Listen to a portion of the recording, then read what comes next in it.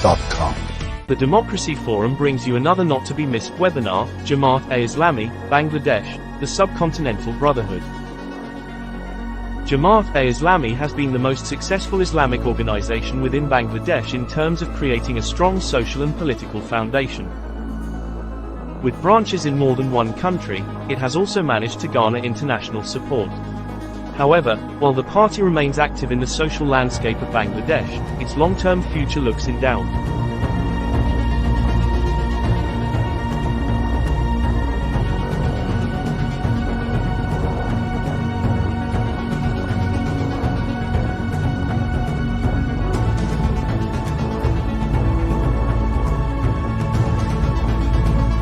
To consider these and related issues, please join our panel of experts for a rigorous and stimulating discussion, bringing your questions and comments for the panel.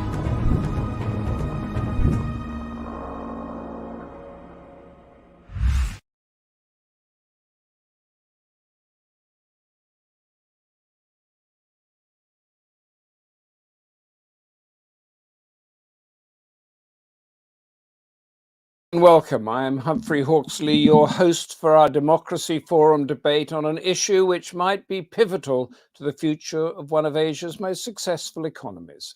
Bangladesh is central also to America's test to bring democracy to the Indo-Pacific and its rivalry and the struggle with authoritarianism. How much does Jamaat-e-Islami's Bangladesh political ideology go against the secular ideals enshrined in the country's constitution? This is also a conundrum for many other governments around the world, religion and governance, and specifically as Islamic issues are once again focusing geopolitical minds. To discuss Jamaat-e-Islami, Bangladesh, the Sub-Continental Brotherhood, we have an expert panel who will clarify, explain, and enlighten. Shafi Mostofa, Mohammed, Sinan, Siyech, Maidul Islam, Mohammed Nazrul Islam. Democracy Forum Chair Barry Gardiner, MP, is following our debate and is deeply knowledgeable about the issues we are discussing. He will sum up at the end. And as always, to give us the canvas and background of our discussion, we go to the President of the Democracy Forum, Lord Charles Bruce. Lord Bruce, the floor is yours. Welcome to today's webinar, which will examine the circumstances prompting the re-emergence of Jamaat-e-Islami as a democratic movement after a decade of political isolation. In opening the proceedings, I'd like to start by sharing my appreciation for the additional workload which the team at Democracy Forum has assumed since we took the decision to double the output of webinars to twice monthly. Clearly, this will result in a wider and more diverse but more immediate coverage of important topics across Asia, and will allow us to drill down more deeply into relevant issues. I'd like to extend my gratitude to all our panelists today for participating, and my thanks, as always, to Humphrey Hawksley for agreeing to chair the panel. After an absence from frontline politics since 2013, the sight of Jamaat-e-Islami holding a political rally in the center of Dhaka in June this year, albeit within the ambit of the Institution of Engineers, attracting crowds of over 100,000 supporters, appears to signal a revival in its prospects as a political force. Tracing its origins from a meeting in Lahore in 1941, Jamaat was established as a movement pursuing the ideal of Hakimiyya to ensure the incorporation of Islamic ideology into all aspects of state governance. Historically, Jamaat has opposed Bangladeshi nationalism to the extent of colluding with the Pakistan Army during the War of Liberation in 1971 and participating in the ensuing genocide and ethnic violence. Several of its leaders subsequently have been tried and convicted for war crimes. Although widely credited today as Bangladesh's most populous and arguably best organized political movement, Jamaat has not been close to exercising power since 2006, when it participated in the BNP, the Bangladesh National Party-led government. And since the re-election of an Awami League government in 2008, it has been effectively ostracized. The record of Jamaat as a responsible political party and coalition partner serving in the former BNP government is marred by evidence of violence and intimidation. During the 2001 general elections, it was found to be involved in widespread acts of terror and faced allegations of vote rigging. In 2013, the party was condemned for participating in firebombing, typically targeting public transport and police vehicles. More than 400 people, including 20 law enforcement officers, were killed in these attacks. And for the past 15 years, Jamaat has been proscribed as a political actor, forced to defend 14,000 judicial cases. It has been hollowed out by the arrest of over 90,000 party members, and many more have opted to leave Bangladesh and join a growing exodus to Malaysia, the United States, Australia, Canada, and Europe. Furthermore, Jamaat claims that around 240 of its activists have been killed by law enforcement agencies at the behest of the Awami League government. In 2013, the Dhaka High Court ordered the cancellation of its registration as a political party and banned it from contesting elections. Yet, despite these setbacks, a recent police intelligence report estimates that the party's membership has actually tripled since 2008. In the run-up to elections to be held by January the 28th next year, it's widely assumed that the Awami League government has been forced to reprieve Jamaat as a direct result of a change in visa policy announced by the US State Department in May, which intends to rescind access to any Bangladeshi politician or civil servant found interfering with free elections. This order has subsequently been extended to include family members and follows earlier actions by the United States, such as the response to the notorious Rapid Action Battalion in 2006, and the decision not to invite delegates from Bangladesh to any of the democracy summits convened by President Biden in December 2021 and March this year.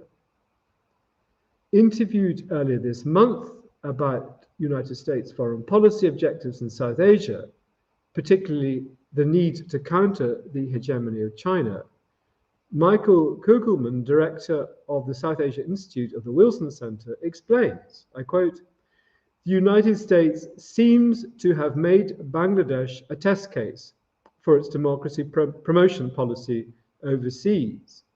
And he added, the threat of United States visa restrictions won't deter Awami League leaders if they're bent on holding on to power at all costs.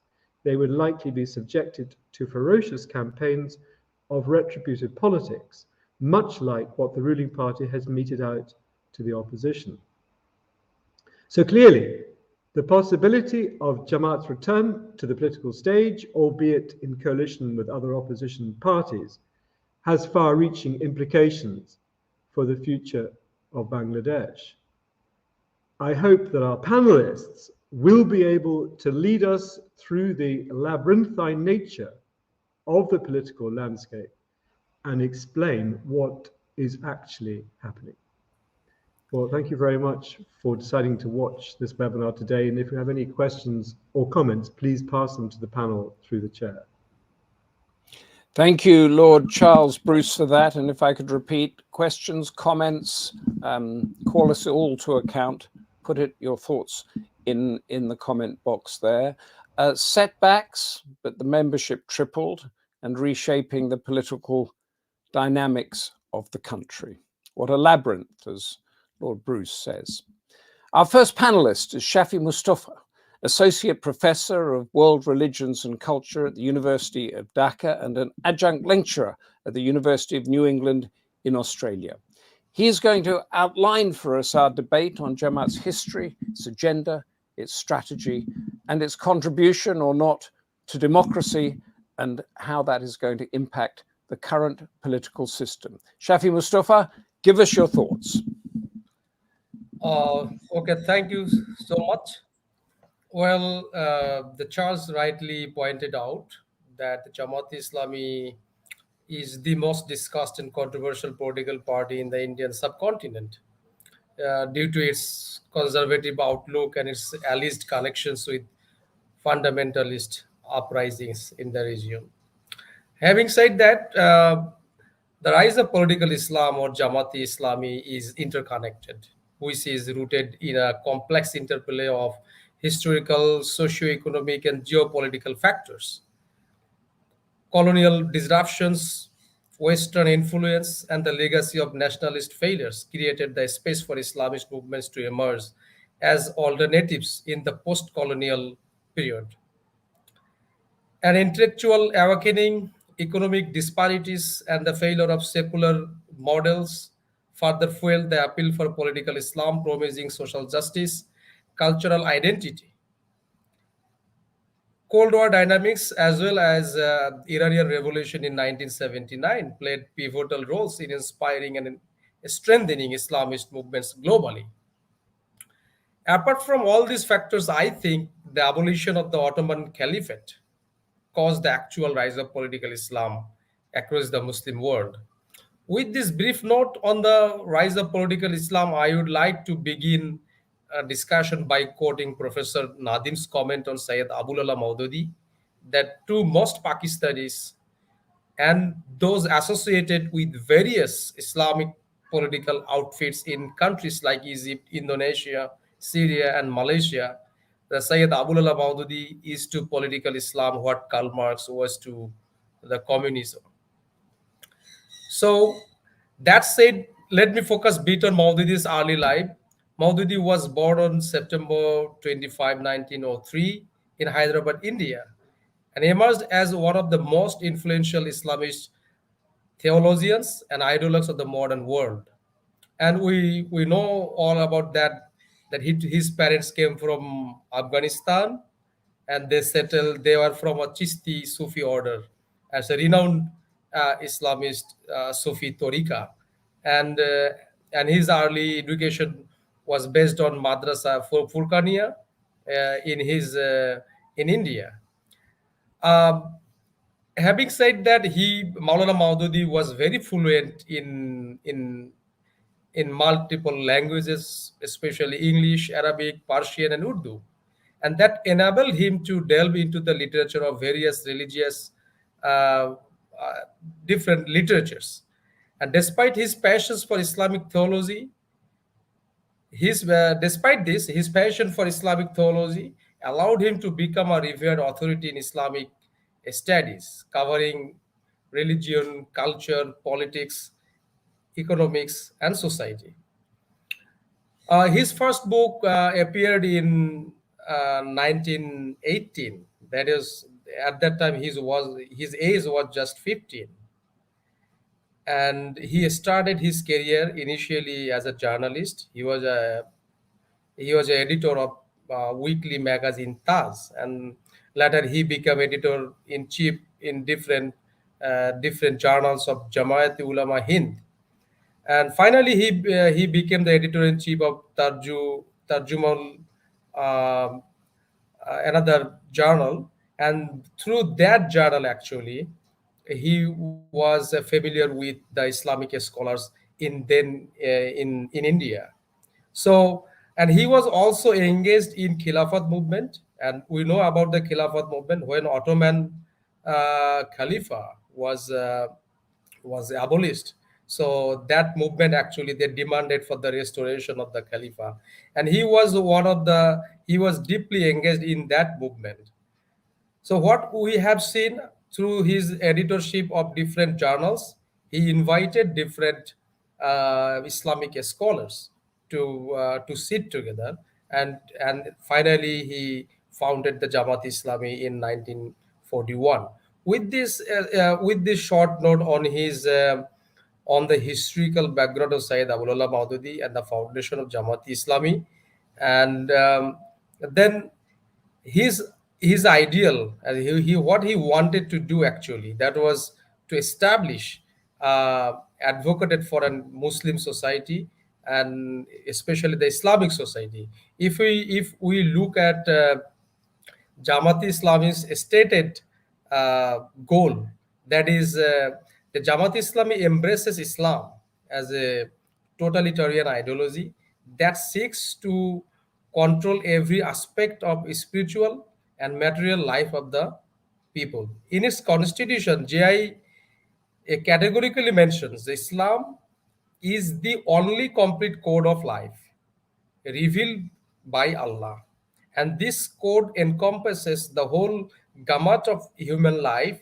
It does not only prescribe beliefs, but also the norms of behavior. Its guidance covers all spheres of human activities, both spiritual and material.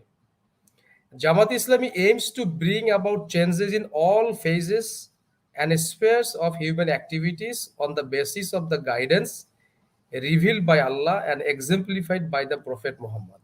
So their agenda is very clear that they want to establish an Islamic society completely guided uh, by the Quran and the Sunnah. And if we want to talk about their strategy,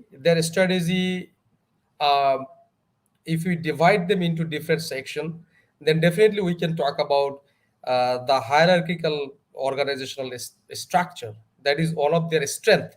That their organizational structure is very strict, and from top to the bottom they have their well structured organizational structure that give them and I mean through that structure they control their people. They also attract other people to their ideology. And secondly, the disciplinary training, the kind of training they provide to their members, that is extraordinary. Every member has to go through different phases of their training, reading books, knowledge on religion, culture. These are mandatory for each and every member of the member to become a full member. And the most important one is the ideological indoctrination. And definitely they believe that by engaging in parties like Jamaat Islam or whatever the other Islamist political parties is, they consider it as part of their religious duty to become a member of these political parties.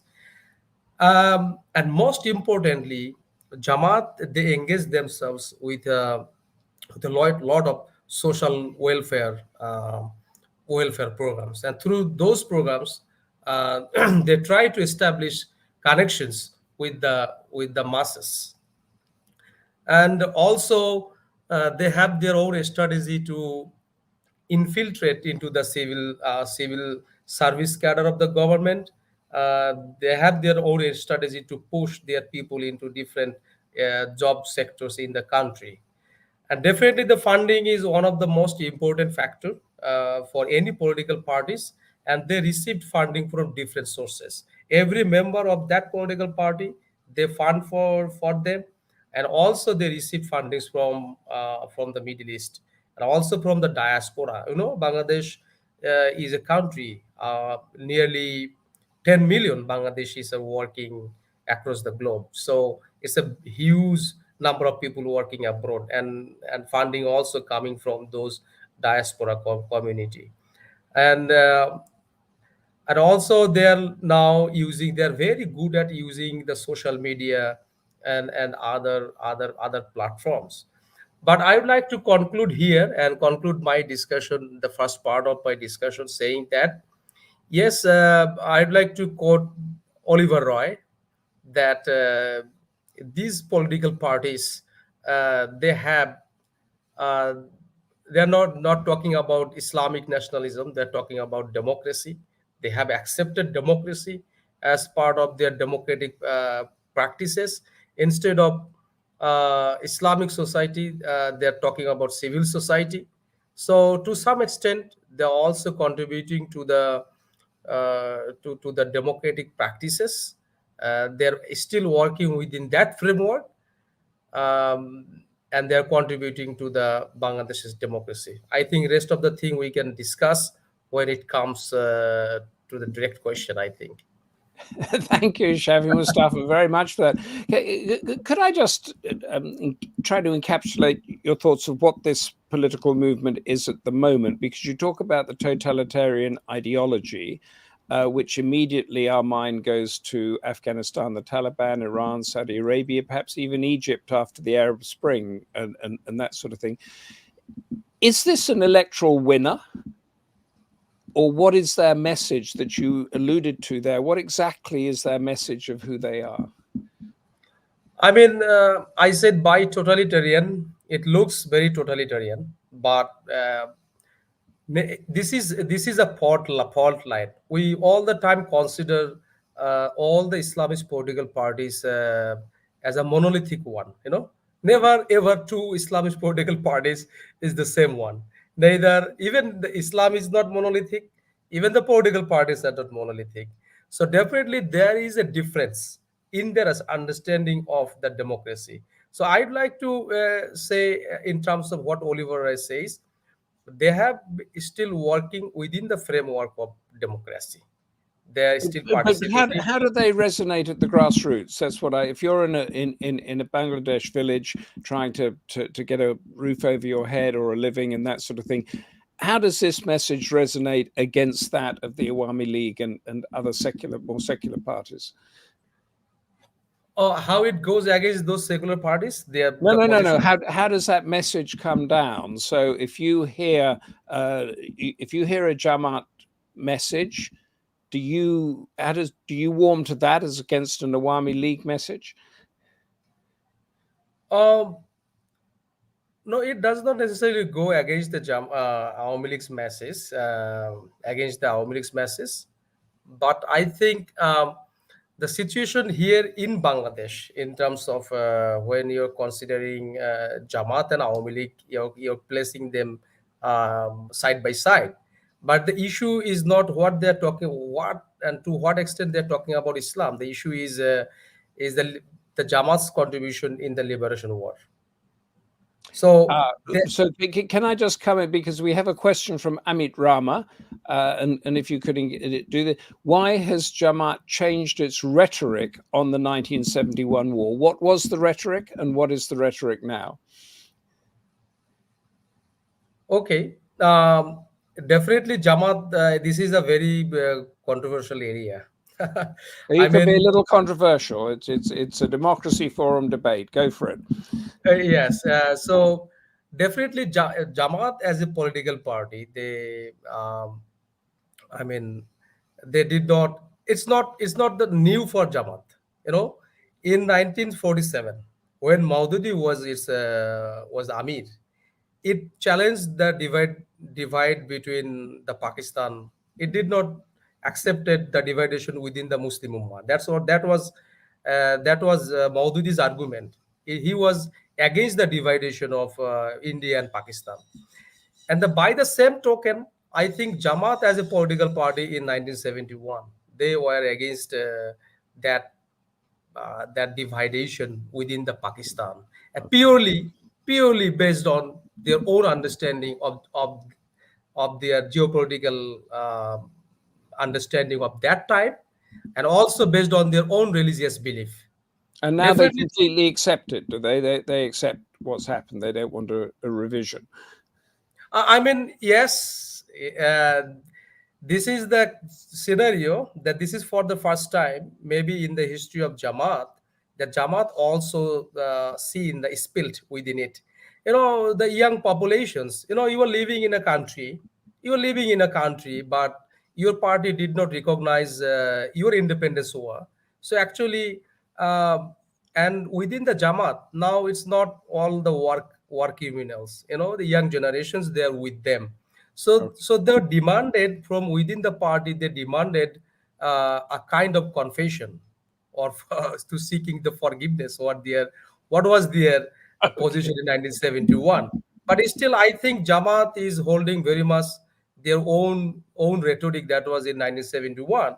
But that is why there is a split, as already happened in the party, that they want to see Jamaat as a more nationalist party that actually look for Bangladesh's success and Bangladesh's growth. Yes, Thank Definitely, you. that debate is within the party as well. It's not outsiders within the party. They want a different sort of rhetoric. Yeah. Thank you very much for clarifying that for us. And we're going to move on now to Mohammed Sinan Siyech, Islamic and Middle East Studies program, the University of Edinburgh, and also a senior analyst at the International Centre for Political Violence and Terrorism. He is a specialist in insurgency and terrorism. So, Mohammed Sunan Siyech, should we be afraid? Over to you. Hi, thank you. Thank you so much, Humphrey. I think there are a couple of things that I want to talk about in this discussion over here, right? Number one is I wanted to touch a little bit upon the transnational linkages of Jamaat-e-Islam, which at this point, honestly, is a bit unclear. And the second thing is also I want to talk about a little bit more onto the discussion of like maybe building on what Shafi has talked about, which is about the organization of Jamaat-e-Islam in Bangladesh, right? I think it's interesting to realize that even though there were, the Jamaat Islam originated in in India in the 1940s, and Maududi, like Shafi pointed out, Maududi was of the opinion that India and Pakistan should not be divided, right? One of his main reasonings back then was that essentially the Muslim population in India, Pakistan, and Bangladesh will at some point grow to become much more substantial, and it's not a good idea to be able to be dividing them right now in the 1940s, right? And I mean, you look into his argument and then you think about what is the current population of these nations, you realize that there is around 600,000 Muslims all across India, Pakistan, and Bangladesh. And to some extent, his argument did make sense for whatever he was thinking of, right? In terms of violence, and again, I think there's always an important a distinction to make between political violence and terrorism, terrorism, right, per se. Because, for example, the Jamaat Islam in Bangladesh has been very clear and categoric about not, coordinating or trying to support anything along the lines of what other terrorist groups have done, like for example, Ansarullah Bangla team and some of the other groups that are there in in Bangladesh, right? However, in terms of political violence, as we've seen in the last few weeks, we've noticed whatever has been happening. There have been rallies, and when you have a mobilizing force, which is so huge, which goes up in the tens of thousands, right? And depending on any actor that is involved, any political actor that's involved, be the the Jamaat Islam, be it the BNP, or for that matter, at some point the Awami League as well. There's always scope and opportunity for these activities to, for some of the border activities to go out of control at some points, right? And we've seen that in the recent violent events as well. However, to then say to what extent is this sanctioned by the Jamaat Islam, that is a question that needs to be investigated further, and that is not something immediately that we can comment on based on whatever has been put out by the leaders who have tried to take, as even when Shafi discussed, even when it comes to the liberation war and the rhetoric and narratives around that, they have kind of changed the way that they've looked at it. And I think this is an important aspect to consider about how about the idea of how political circumstances do affect any organization, and especially Islamist ones. I'll give you an example by what I mean by that.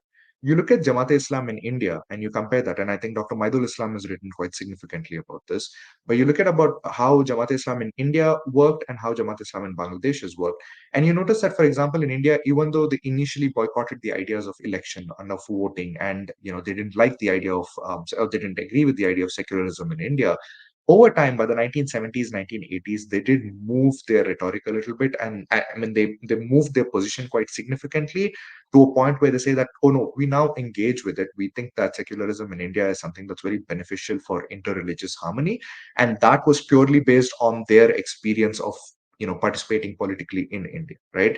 Now, given this, and one would think, why is it that an organization which literally started its whole reason of existence was pretty much about opposing secularism and forming an Islamic government, so to say, why is it that this government has now changed, right? And of course, that is then dependent on the political scenario that exists in India, which is why it's also interesting to see that the Bangladeshi Jamaat-e-Islam has, depending on the political scenario, has worked both with the Awami League and with the BNP in different national or state or even regional, by-elections and so on within Bangladesh, right? So again, and that's the interesting thing. As observers of political organizations in Bangladesh and in South Asia, we need to be taking a very we need to be taking a very strategic approach to understanding these organizations and to understanding how they themselves align politically with different groups and parties, right? The second thing that I want to talk about quickly is essentially about how they survived despite the fact that in 2013 there was a proscription. Now, politically, they were proscribed, but their student organizations, like for example, the Bangladesh Chhatra Shibir, the student organization that pretty much existed in all the universities, they continued to work. Of course, with a lot of scrutiny, of course, with a lot of fear of government repression of if any against their activities, but still, it's what's interesting and what Shafi pointed out as well is that they are among the most organized forces in Bangladesh.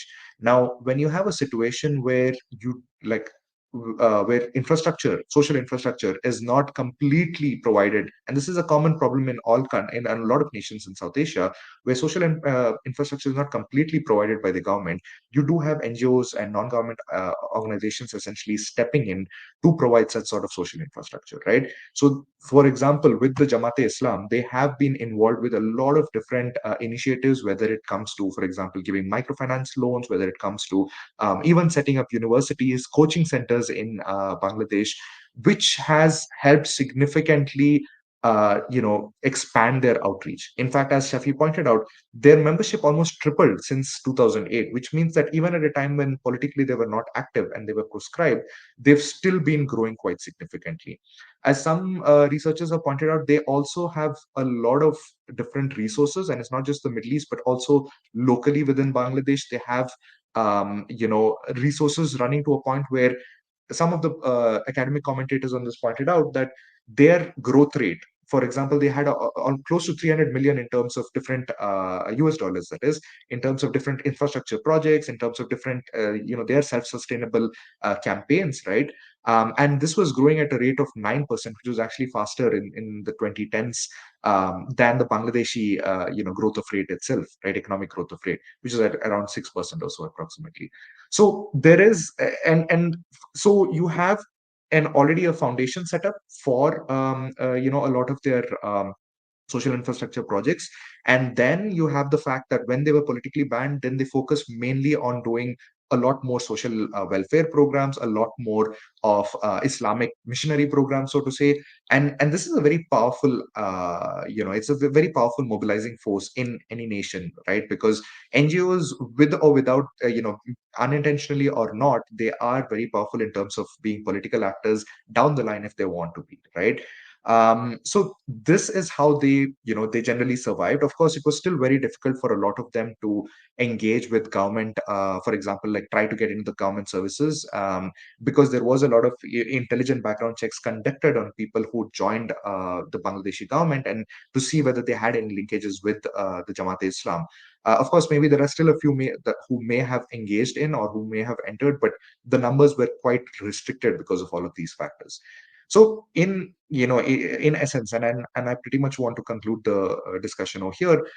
In essence, there are three things that needs to be kept in mind. Number one is that transnationally, there have been, the linkages as far as the scholarship goes, there isn't much that goes on, and politically situations can change the way an organization approaches different issues, including violence. So in the case of Bangladesh, we need to be very careful in distinguishing between political violence, that occurs on the streets during political rallies versus what is extremist or terrorist, violence as well.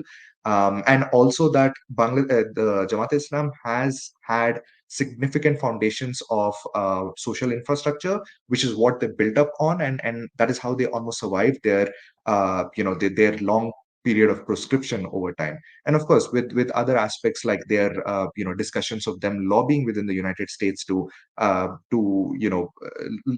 lift the ban on their participation as a political actor. I mean, these are other aspects that we can talk about perhaps in the question and answer session. So I'd like to end with this. Thank you. Thank you. Thank you very, very much there. There's a couple of questions that have come in that you've answered already, but I'm going to put them to you again so that you can expand on your answer to them. But before that, when you talk about Jamaat being, as an NGO, filling in these gaps, this is very similar to, say, what Hezbollah does in southern Lebanon, what the Taliban did in Afghanistan. So whether the government doesn't go, they go and spread this message we were talking about. Is that correct? So when I asked earlier about what is the message comes in that they are putting roofs over people's heads and delivering food and microfinancing and that sort of thing. So there definitely is that part of their outreach as well. But of course, as Shafi pointed out, there are also educational, educational outputs that they engage with as well, right? So, for example, you have universities like Manaratul International University, International Islamic University of Chittagong. All of these have had to some extent, I believe, linkages. And the other panelists can correct me if I'm wrong on this. But essentially, there have been that that emphasis on education as well. We need to realize that the Jamaat-e-Islam and I've spoken, at least in India, I've engaged with a lot of Jamaat-e-Islami members, and as far as I've heard, it's very similar in other parts of South Asia as well. The Jamaat-e-Islam is very education oriented as well. I mean, apart from just doing social work and things like that, like their members would probably be among the most literate members that you would engage with over time, right? So it's two things: one, the educational outreach, and second, the aspect of trying to engage in welfare activities over time. And that's a very common part of Jamaat Islam in all parts of South Asia.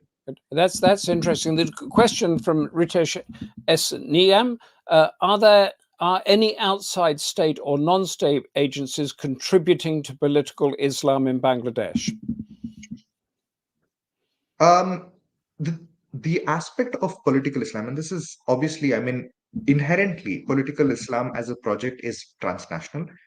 It is not limited to one country alone. Of course, it has its own different versions and it has its own different, manifestations of it in different nations, right? So, for example, Jamaat Islam was in the 70s, 80s, it was supported by the Rabit al-Islam al-Alami, which is the World Muslim League, right?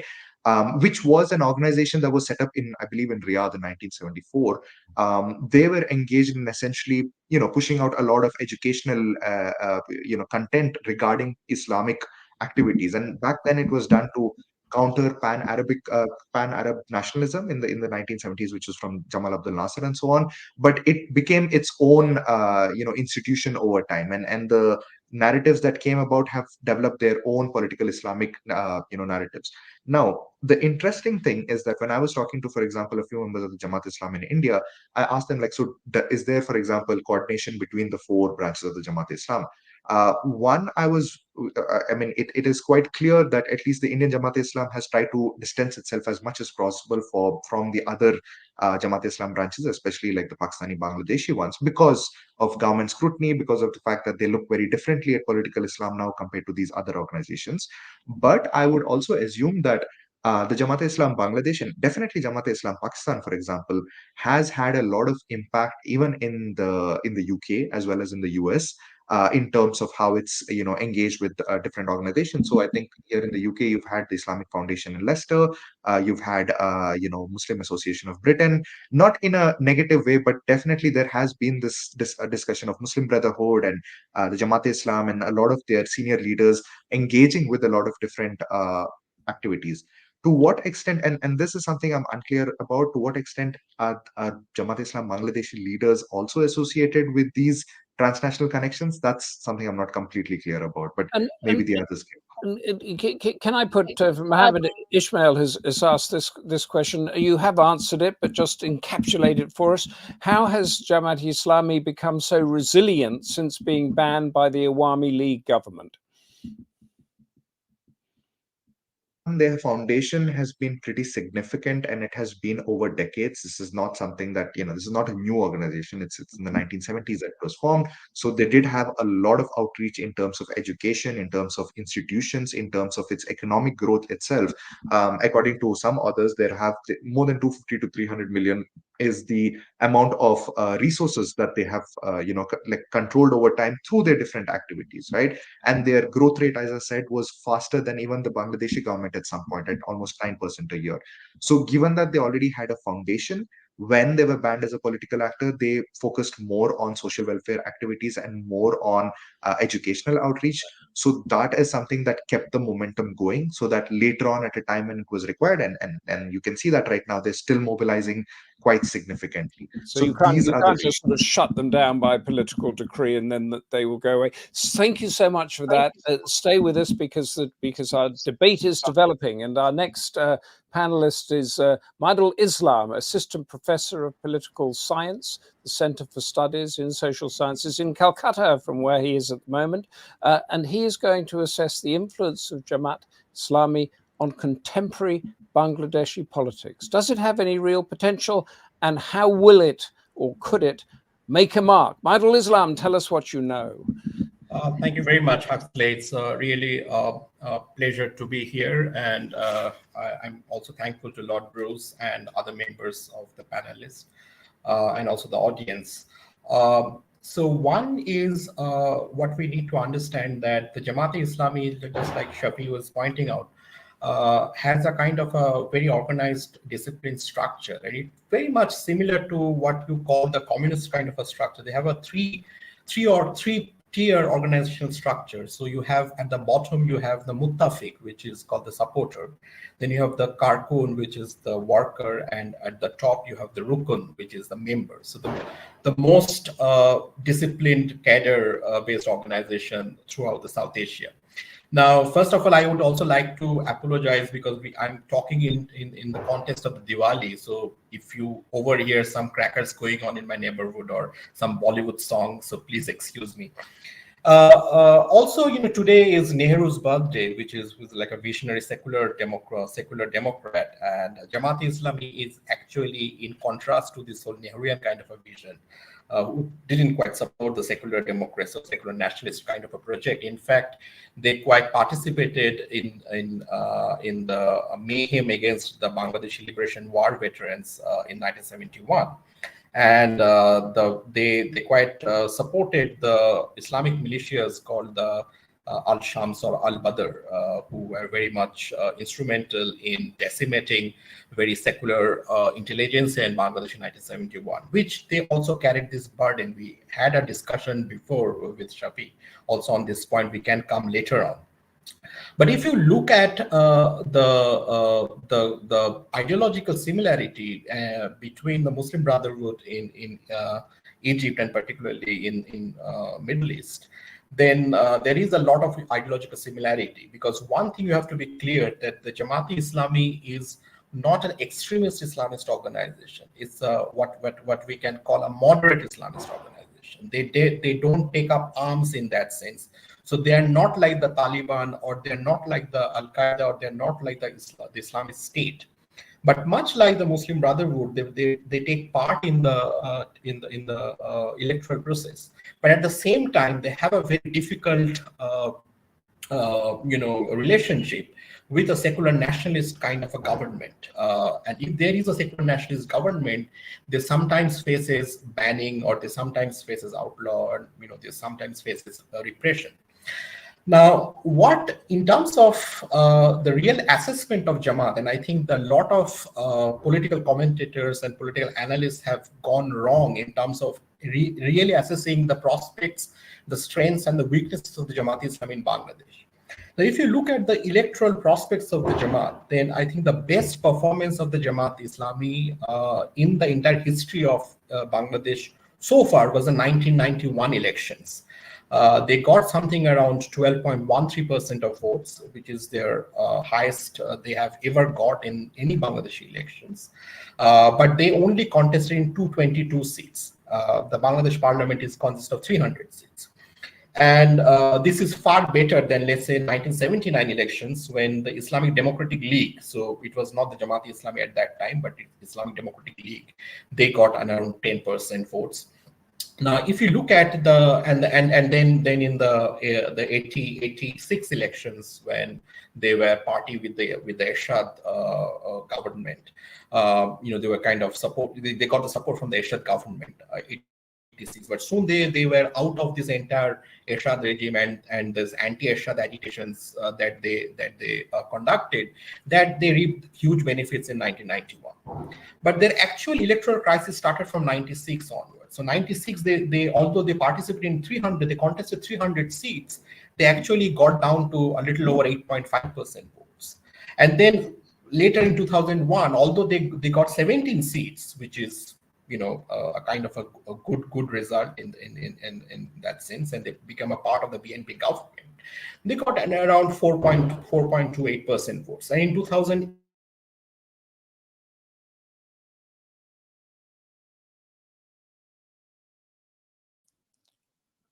I think we might have lost our panelist, and he was actually making some very good points there about the nature of Jamaat, of how it wins elections and the numbers there. Are you there, Maidul Islam, at all? Or what we're going to do then is we're going to move on to Mohammed Nazrul Islam, who is our final panelist, and we will come back to Maidul Islam if we can get him back. Mohammed Nazrul Islam is professor of political. I think there's are you back with us again? So one was there a technical fault, or now was a technical fault. We lost you for about a minute, yes, but carry on. Okay, fine. Yeah. So in 2013, although their electoral registration got revoked, in 2014 they boycotted the elections, in January 2014 elections. In 2014, February, March, the local elections, they participated and they became the third largest party. So that's quite interesting. And then, of course, in 2019, they were again not part of any elections because they were banned. But as Sinan was trying to pointing out that in the last 10 years, particularly from 2010 onwards, there has been a threefold increase in the membership. So which was around 25,000 in the 2010, and then there is in something around over 75,000. Now we don't know what is we don't know, we can't verify these sources, but this is something which is being claimed, and in one of the articles on the recent Jamaat, it actually cited this particular number.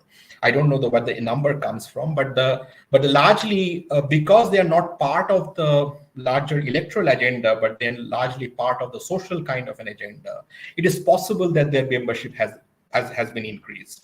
And there is also a political economy of fundamentalism which is also going on, because that's what a scholar like Abul Barkat has done this work, that they have huge investments in the sectors of real estate, transport, education, particularly colleges and universities, and the biggest revenue is actually the Islamic Bank.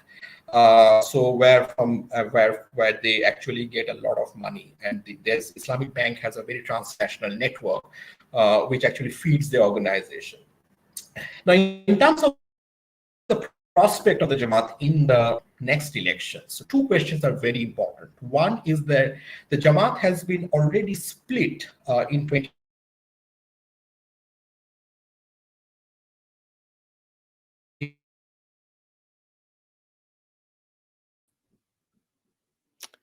We have lost our panelist again.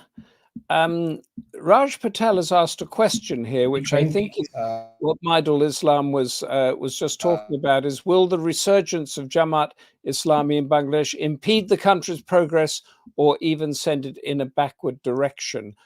Did I hear you then, Maidul? Are you there? Yeah, I can hear you now. Yeah. Oh, yeah, good. Yes, we lost you again.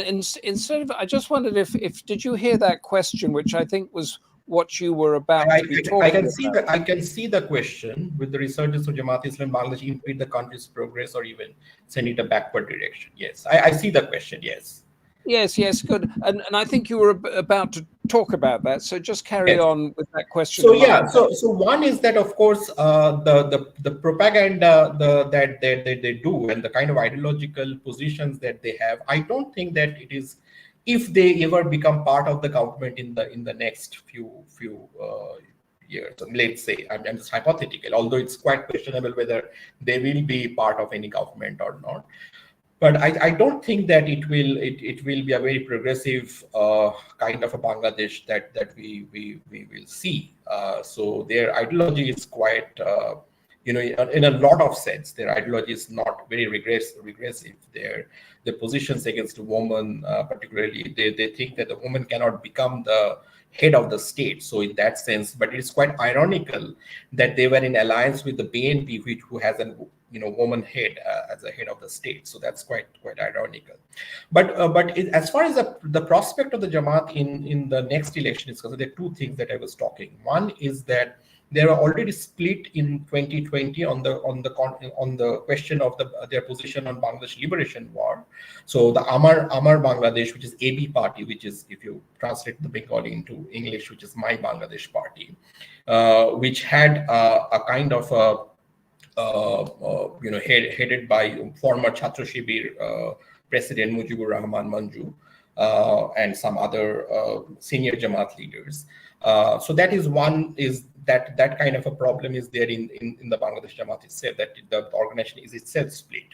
Now, their position in the Bangladesh Liberation War, which Shafi was also pointing out, they actually changed. And when I was interviewing them, the Bangladesh top leadership, when a lot of them were still there, were alive, not executed, someone like Ghulam Azam or Mohammed Kamruzaman, and I was talking to them, and they were saying that we could actually think about changing our position from the 1971, because we were quite alarmed by the aggression of Hindu India. So that's why we sided with Pakistan. But now the context has changed.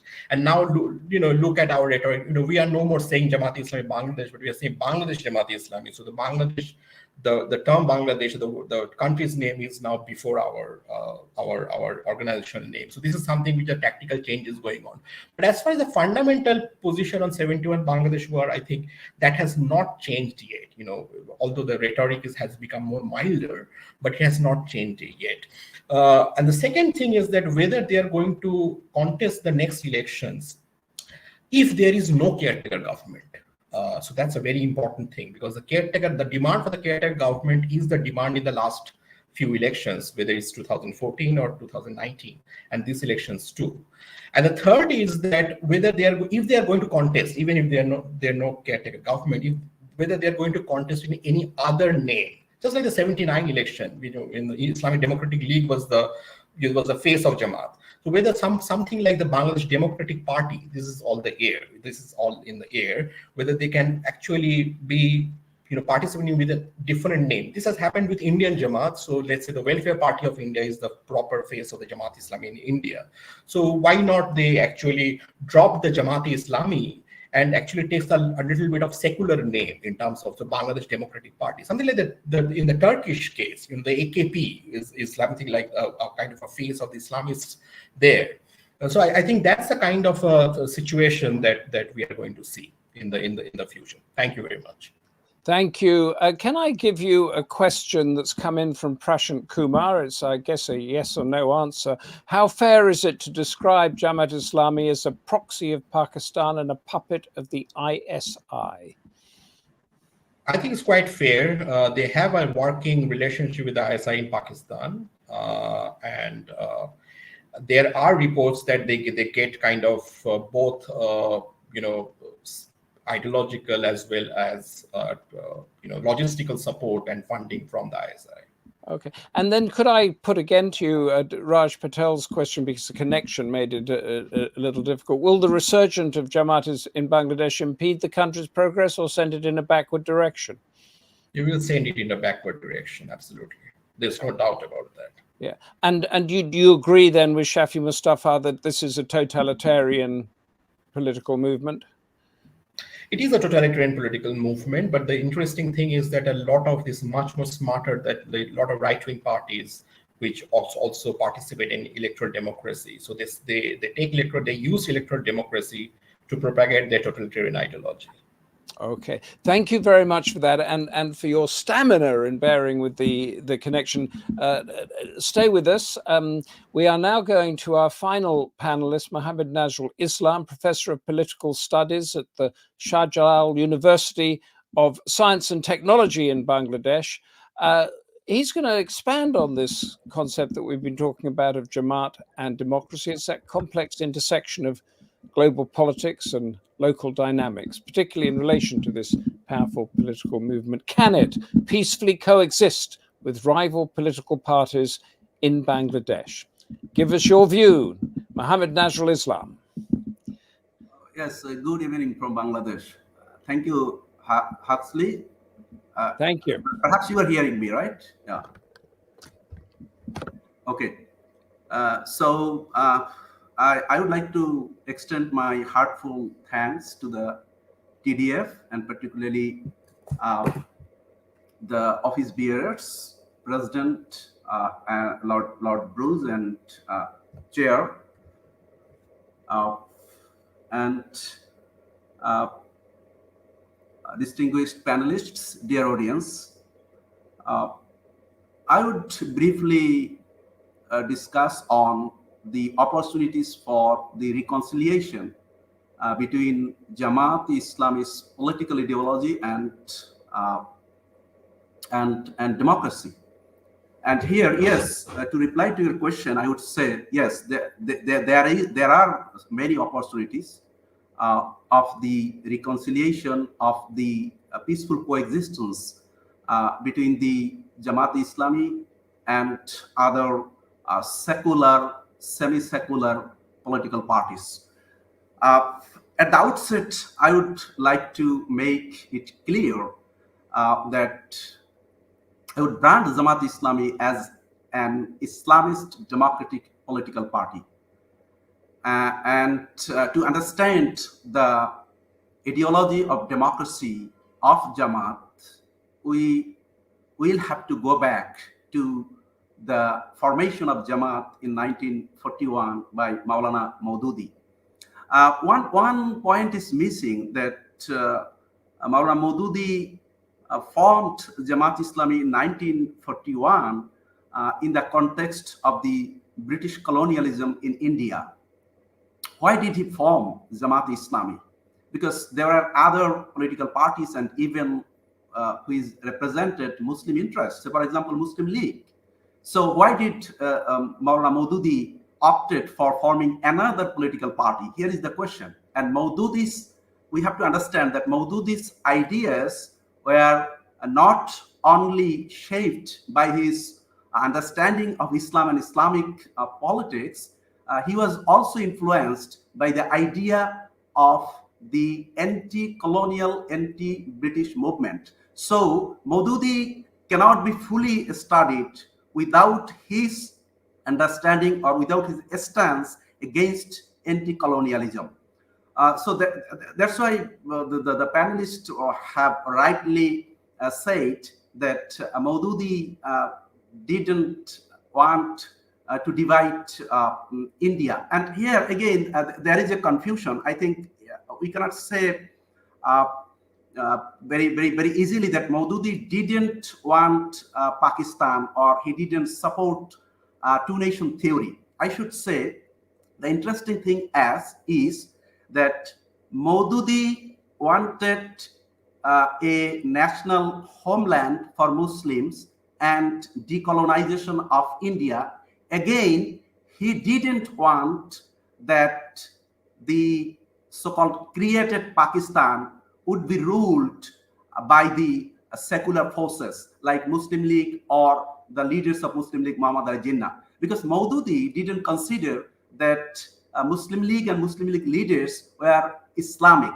Because, the fact is that Maududi's vision was that India would be separated, Pakistan would be created, yes, but that Pakistan would be ruled according to Islamic political philosophy. So Maududi wanted to establish a quote-unquote an Islamic state. When Maududi understood that that Islamic state would not be possible or would not come into existence in the hands of his understanding of secular forces like Muhammad Ali Jinnah or other leaders of Muslim League. So that's why Maududi was a little extremist at that time. And when we study Maududi, we see that in his earlier stage, I mean 1940s or even 1950s, after the creation of Pakistan, Maududi was totally opposite to the idea of Western liberal democracy and human rights. But later on, even Maududi, there is a shift within Maududi. Later on, particularly if we look at his book, The Political Islam, his book,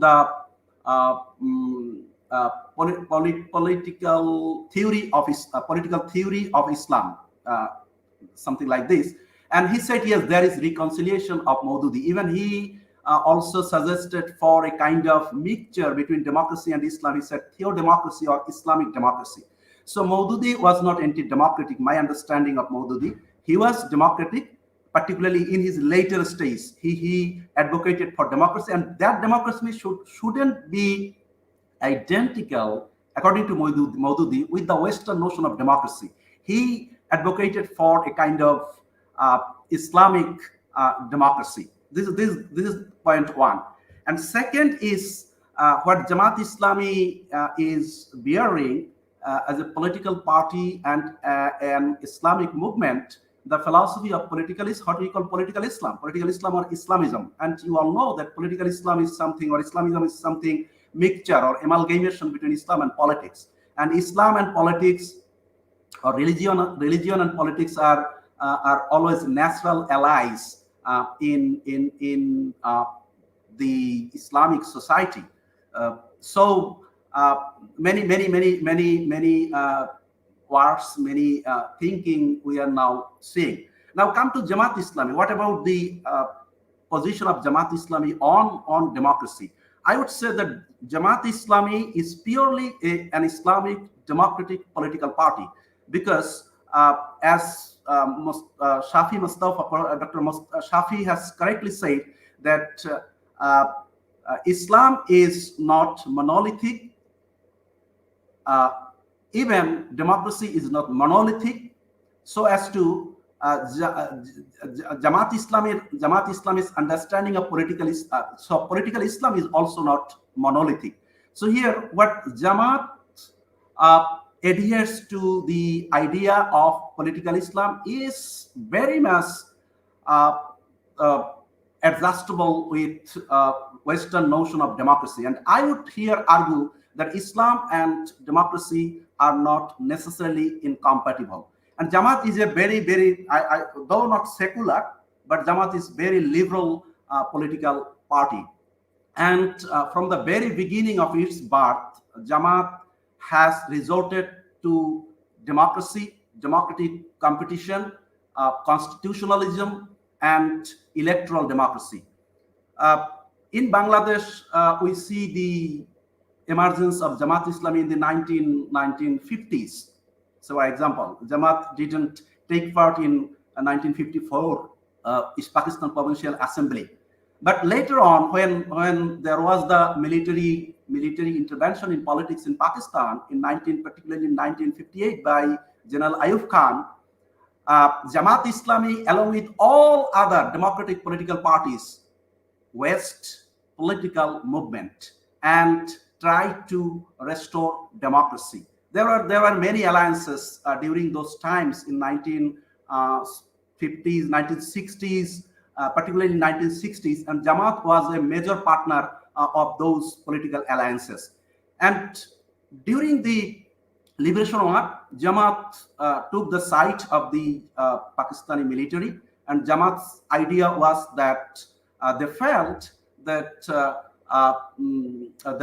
dividing Pakistan would not be beneficial for the Bangladeshi people. That was their political ideology, though they always categorically claim that they didn't do any crimes, what is called war crimes. They were just politically opposed to the Liberation War, and they thought that if Bangladesh is divided, Bangladesh gets independence, and Pakistan is disintegrated with the help of India. Jamaat's fear was that with the Indian help, Bangladesh would be quote unquote subservient state of India and would be dependent on India.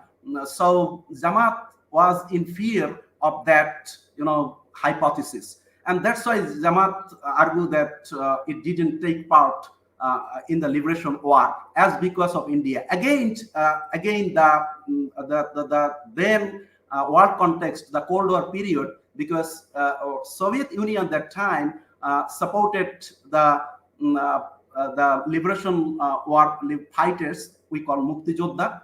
So Jamaat also thought that as Soviet Union believes in socialism and communism, so if Bangladesh are at liberty, then Bangladesh will fall into the the sphere of socialism or communism. So that's why Jamaat is a right-wing political party, and Jamaat understood that they understood that disintegration of Pakistan was better. After independence, Jamaat was banned. Jamaat re-emerged in 1970s, and since then, Jamaat-e-Islami participated in all the elections except few. I mean, major elections: 1979, 1986, and then 1991, 1996, and again, 2008. The Jamaat registration of Jamaat was banned in 2013. Still, Jamaat made alliances with, you can say, secular political parties, for example, BNP. So Jamaat believes in constitutionalism. Jamaat believes in democracy. And yes, there are problems within Jamaat. That, so for example, the leadership, I shouldn't say crisis, but leadership weaknesses. Jamaat is struggling because within the circle of Jamaat, there is a growing concern of, or growing interest for reformation within the party. And again, the 71 backlash, there is also the discussion within the circle of Jamaat, though as it is a very, very, bureaucratic, cadre-based political party, this discussion hardly comes out. But the discussion is still going on, that whether we should acknowledge our mistake in 1971, then we sided with the Pakistani army. But Jamaat hasn't expressed that or acknowledged that fact in public. I'm concluding by saying that Jamaat-e-Islami is the most misunderstood political party in Bangladesh. We always say the politics of Jamaat, but we hardly say that politics with Jamaat. Other political parties actually, they also do politics with Jamaat. So Jamaat is not a terrorist organization, and I should say that this is a political propaganda and misrepresentation. Sometimes even scholars fall prey to this misrepresentation because of their political vendetta or political opposition. Jamaat is a liberal political party, and particularly recently in the leadership of Jamaat coming from the Islamic Chhatra Shibir, they are very liberal and they have Western understanding. Particularly, they have. I understand. I interviewed a few leaders, and I saw that they have the idea of Western liberal political philosophy. They have read Hobbes, Locke, Rousseau, Bentham, Mill, David Hume, and other writings of European Enlightenment scholars. Okay, thank you. So I would argue that Jamaat and democracy go together, and the repression and suppression of the politics of Jamaat will not bring any positive things. Rather, it is very likely that if repression and suppression of Jamaat, whether it is political or any other things, it will produce the radicalization and some adherents of Jamaat, maybe radicals, in the face of this repression and suppression. So thank you so much. Thank you. I just want you to clarify one thing for me, just in a nutshell, if you can. What is the difference between Western democracy and Islamic democracy? I think I have had a research on democracy and Islam, and it is available online. Islam and Democracy: Conflicts and Congruence, which was published by. But if you could give us your own view, because you mentioned view this is that what is Islam. Thank you so much. My view is that Islam is not democracy, and democracy is not Islam. Islam is a religion, and most of the followers of Islam, they argue that Islam is a complete code of life, where politics is one aspect of life. And I see that the elements of Western democracy or democracy, liberal democracy, are very inherent in Islamic ideology. Say for example, that so just in purely practical terms, they are the same in your view, in the way that a government is held accountable, in the way that there's freedom of expression and freedom of speech. They're the same. Yeah, absolutely. Okay. That's. But there is okay. But there is just a few minutes. The only problem between Islam and democracy is about sovereignty. But still, it is negotiable. It is negotiable. Okay, that's a technicality. I just want to get the broad brush idea, and I want to ask you one question that's caused a bit of just debate in the comments. Very quick answer: is Jamaat a proxy of Pakistan and a puppet of the ISI? I have a disagreement with my previous distinguished panelists. I think what I came to learn about Jamaat, and I have had my research. No. It's no. Okay, yeah. That's fine. And I'm going to go back around the panel now, asking a question that came in from the audience, which I think was encapsulated what we're trying to say. Will the resurgence of Jamaat, or would the resurgence of Jamaat in Bangladesh impede the country's progress or send it in a backward direction? Can I come to you first, and then we're going to go back around the panel. So Mohammed, Nazrul, Islam, a good thing or a bad thing, the resurgence? Okay, yeah. Thank you so much. Yes, I would say that Jamaat is not a regressive party. Jamaat is not a regressive party, and over the last few decades, particularly over last 10 to 20 years, Jamaat is a progressive party, and Jamaat has the capability to coexist with other political parties, even with their distinct ideological orientation, or you say philosophy. Okay. I think it's. I do not agree with this statement that if Jamaat comes to power, a state will go to the backward direction. All right. Thank you for that. I don't think so. So your view is basically Jamaat has many opportunities to contribute to the nation. Yeah. It's a positive movement. Okay. Maidul Islam, could you give us your view on that? A good thing or a bad thing? I think, it's a very complicated question. So first of all, the straight answer is if the Jamaat rises, to a certain extent, but it will only rise if what the Jamaat leaders was telling me in 2009-10 is that if the BNP leader, Khaleda Zia, she passes away, then there will be an ideological vacuum in the opposition. And the BNP, which is largely a loose confederated party, will be actually flocking towards the Jamaat-e-Islami, because there are two ideological parties. One is the Secular Nationalist Awami League, and one is the Islamist party, the Jamaat. So I think the question will be valid whether in the next few years, if there is no Khaleda Zia and the BNP will be completely collapsing, what the Jamaat will do, it will have to then take a change of position from its currently relatively more regressive positions to accommodate all sort of BNP kind of supporters.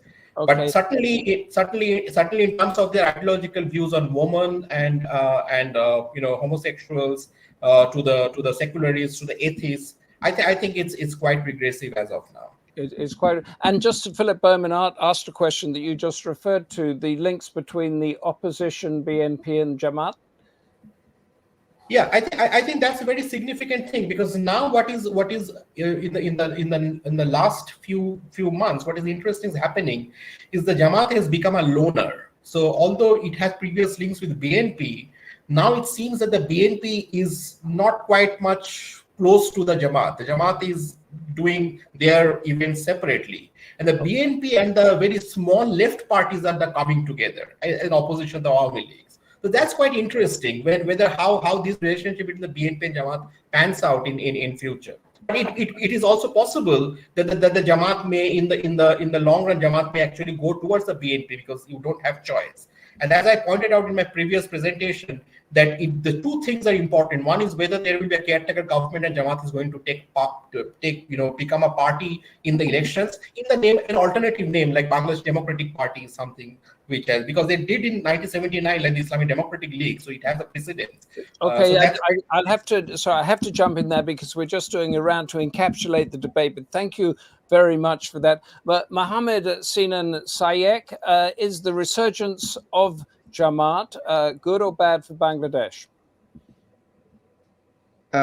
I think that answer, and like Dr. Maidul Islam pointed out as well, it's a very complicated question. I'd be very scared to give an immediate yes or no answer, right? I think the answer depends a lot in terms of what it is that we're looking at when you say good or bad, right? If you're talking about, yes, definitely, if you're talking about issues like liberal democracy and aspects of liberalism, right?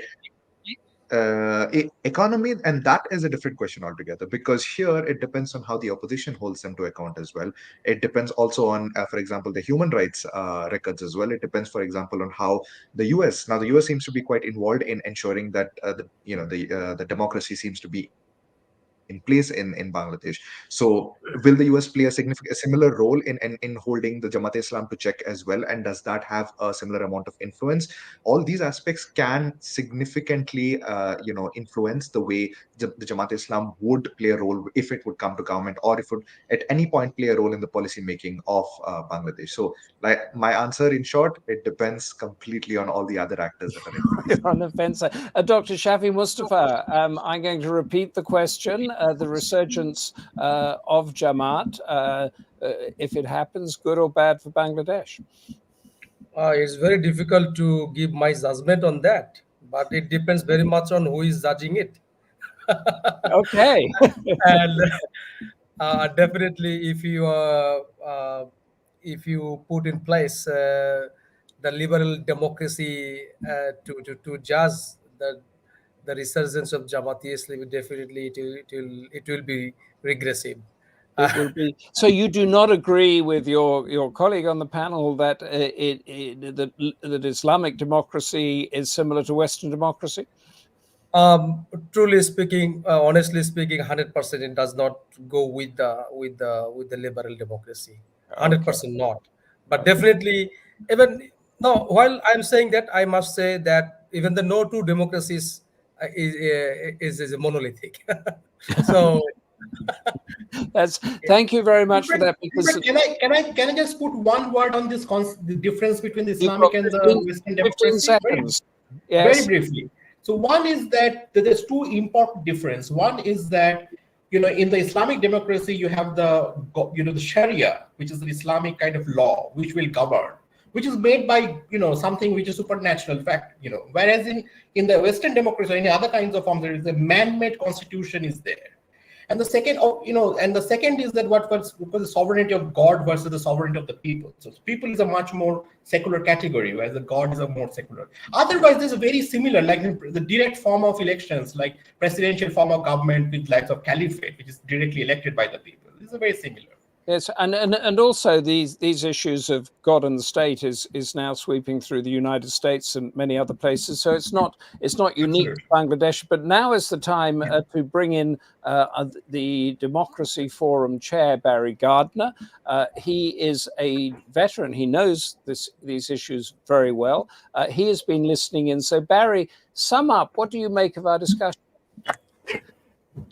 Humphrey, the first thing I would say is that clearly the time allocated is not enough, because I think everybody wanted to qualify, to say more, to continue the discussion. Okay. Allah Arain Chai Stot Lokar Shashan Chai. We want God's laws. We want honest people's rules. Well, who doesn't? Who doesn't? Okay? The trouble is, who interprets God's laws? Who is to say that this is God's laws? And it's about power and it's about control. And there is in all of the discussion that we've had this afternoon, we have the paradox of tolerance. Should intolerance be tolerated? Because one thing is sure, that if you really believe that you exclusively know what God's will is, and you believe that God wants you to implement his will through political means, then it becomes a sin not to do that. And therefore, you will have to be intolerant of anybody who disagrees with your view about what God's will is. And this is the paradox of intolerance or tolerance.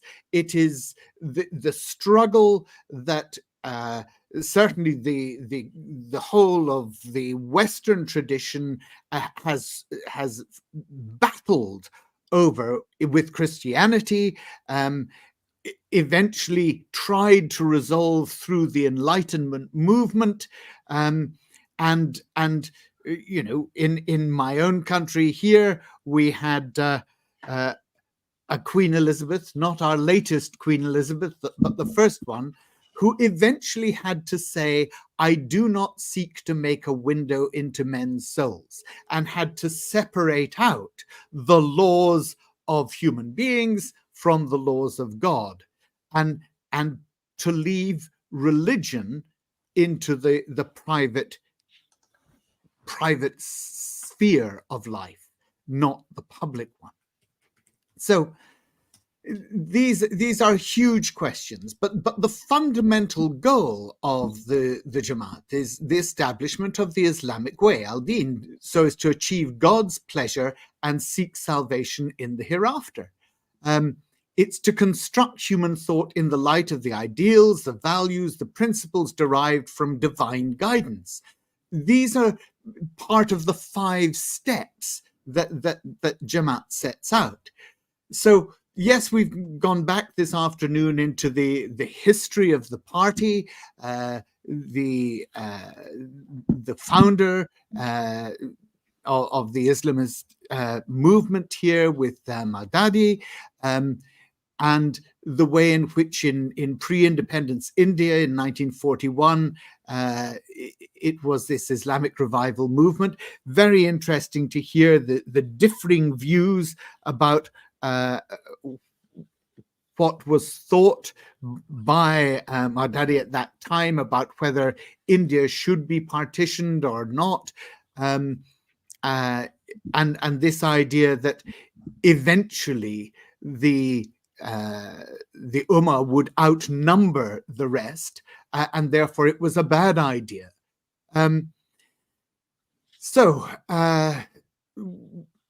We've been through the role that Jamaat played in the Bangladesh War of Liberation, the War of Independence, and how they sided with what is now the Pakistan Army in their efforts to push down the freedom fighters of Bangladesh during the 71 war. So you had the East Pakistan Central Peace Committee, which was a vital part of the military operations against the Bengali nationalists. And the leader of Jamaat in that period was one of the founding members, that's Ghulam Azam, one of the founding members and top leaders of their Shanti committee. So it's understandable that following the victory in the war, some of those leaders were imprisoned. And of course, they were charged with collaborating. Well, they were collaborating with the Pakistan Army.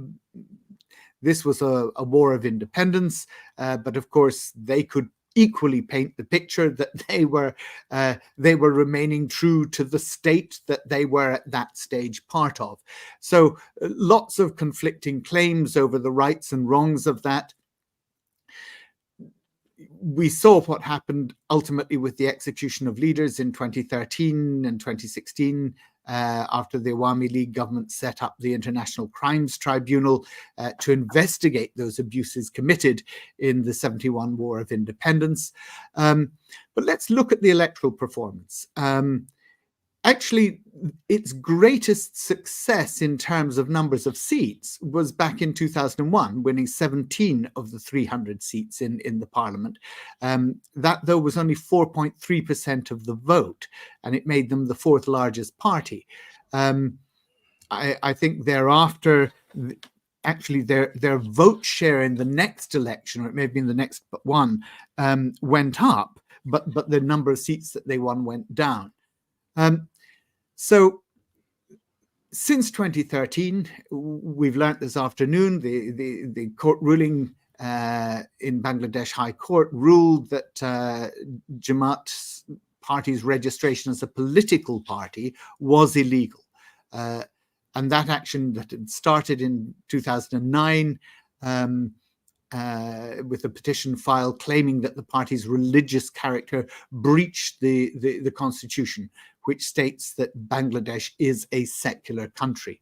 In the 2018 election, on the 7th of December, the Election Commission issued a notification revoking the registration of the bill as a political party in compliance with the High Court order ahead of the elections that were held that year on December 30th. And the party sought to run its candidates as independents instead of under the umbrella of the BNP-led alliance of parties that were opposed to the Awami League. So the next elections are in January 2024.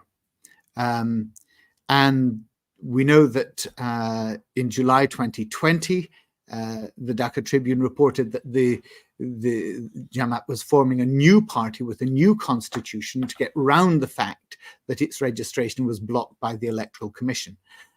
It also hoped to move beyond the issues of the 71 war, which have obviously limited the party's appeal. And the Dhaka Tribune reported that it had yet to choose a new name for the party. But in May 2020, it was reported that former leaders had formed a new party called the Amar Bangladesh Party. In June of this year, the Dhaka Tribune said that the ABP has denounced Jamaat's role during the Liberation War of 71. And the ABP leaders said their party believes in religious freedom for everyone. So the Tribune reported they'd applied to the Electoral Commission for registration as a political party, but it was yet to be approved. And there's been a recent challenge to reverse the ban. Just a couple of days ago, on the 12th of November, it was reported that the High Court held a hearing after the bill filed a petition to challenge the 2013 ruling.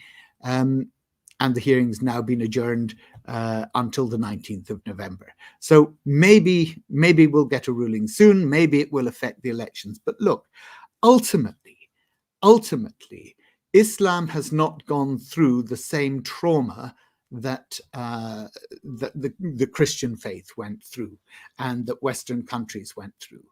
And we've heard today very eloquently about the progressive nature, the way in which Jamaat has actually won people's hearts by focusing on education, by focusing on training, by making sure that it is actually providing the necessities of life to people.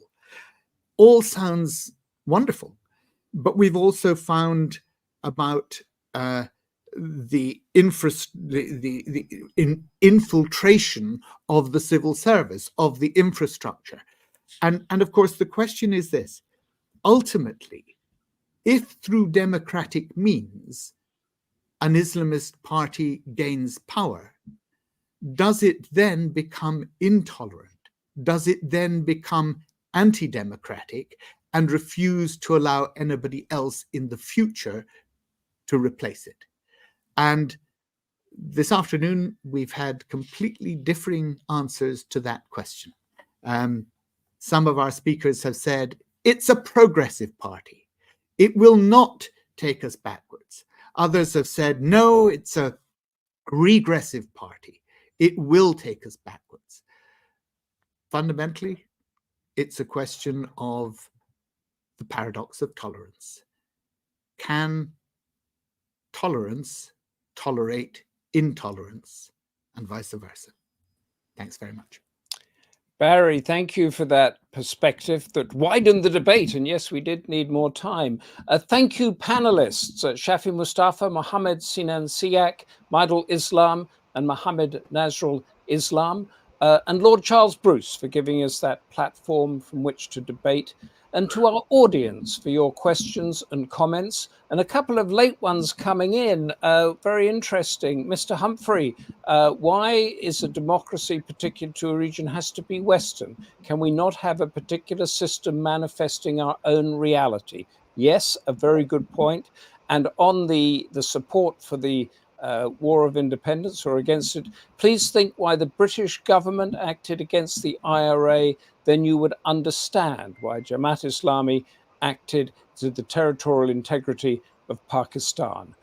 Yes, very good points there. Obviously, a lot more to debate. And our next Democracy Forum is at 2 p.m. London time on Wednesday, November the 29th. As Lord Charles Bruce said, we are expanding now to 2 a month. That's 2 o'clock to 3:30 p.m. Why China's Belt and Road Initiative has failed to take off in Nepal. And then on Wednesday, December the 13th, at 2 o'clock to 3:30 again, Central Asia and China, a new dependency is the debate.